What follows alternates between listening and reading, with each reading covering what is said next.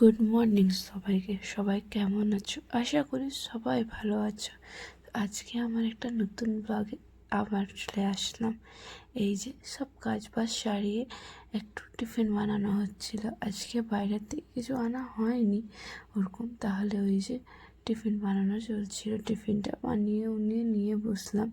আজকে যেহেতু বরমশাই এসেছে তাই লিচুটাও এনেছিল। আর এই যে দুপুরের খাওয়া দাওয়া প্রিপারেশন চলছে।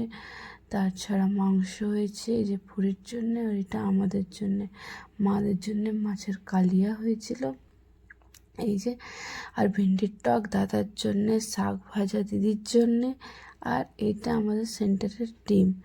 আজকে দিদি বড়ি বানিয়েছিল, তার সাথে সাথে মা একটু তেলটা রোদে আচারগুলো সব দিয়ে দিয়েছিল। বেশ টেস্টি আচারগুলো আছে কিন্তু।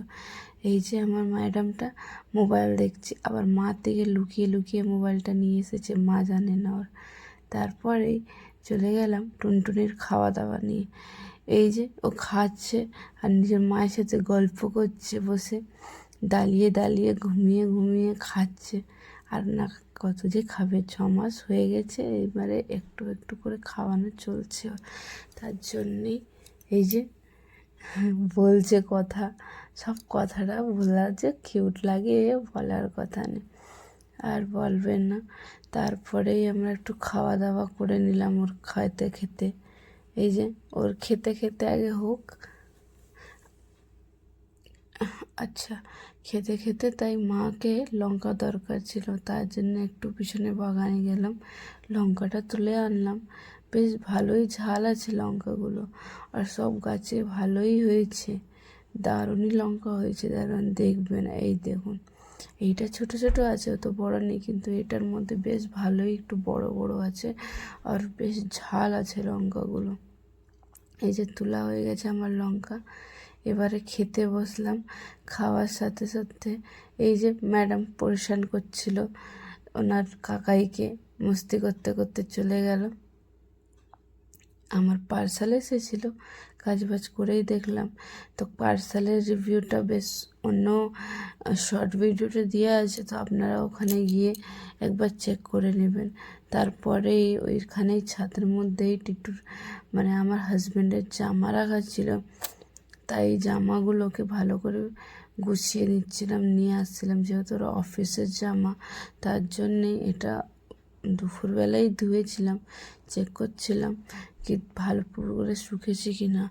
আর ওখান থেকে দাঁড়িয়ে দাঁড়িয়ে বেশ ভালোই কিছুক্ষণ দাঁড়িয়েছিলাম। বাইরের সিনটা এত যে সুন্দর হয় দেখেই বুঝতে পারবেন না, কিন্তু গরমে ওই পরিমাণে, গরম থেকে থাকা যাবে না। ওই বিকালটা ওখানেই কাটালাম, তারপরে নিচে এসে চা করলাম একটু। আজকে একটু ভালো করে এলাচ দিয়ে চা করেছি, কেন আমাকে না একটু দুধের চা পছন্দ নেই, তার জন্যেই। আর এই যে আমাদের স্ন্যাক্সটা নিয়ে এবার নিচে চলে গেলাম, যেহেতু মায়ের আর বাবার চাটা আগে দেওয়া হয়ে গেল। এই যে তারপরে একটু দিদি আচার বানাচ্ছিল আর আমি রুটি। তারপরে রাত্রেবেলা বরমশাই এসে বললো আমি তো বড়া খাবো। এবার বড়া কিসের খাবো না, কেউ বানাবে না, আমি বানাবো। আরে ঠিক আছে, যখন তুমি বানাবে তো বানাও, একটু আমাকে ব্লগ বানাতে দেবে? তো বললো ঠিক আছে বানাও, কিন্তু আমার মুখ দেখানো চলবে না। আমরা ঠিক আছে তোমার মুখ দেখাবো না, কিন্তু একটু সামান্য নিব, যেহেতু আমার বর বানাচ্ছে একটা স্মৃতির কথা, তার জন্যে। তারপরে গ্যাসে ভালো করে কড়াটা চাপিয়ে উনানটা করে তেল দেওয়া হলো। এবার তেলের মধ্যে এক একটা করে ছেড়েবে ভালো করে। এই যে সবগুলো ছাড়া শেষ হলেই একটু ভালো করে ভাজলে দিলেই হয়ে গেল। এই যে আচ্ছা, আপনাদেরকে ব্লগটা কেমন লেগেছে জানাবেন।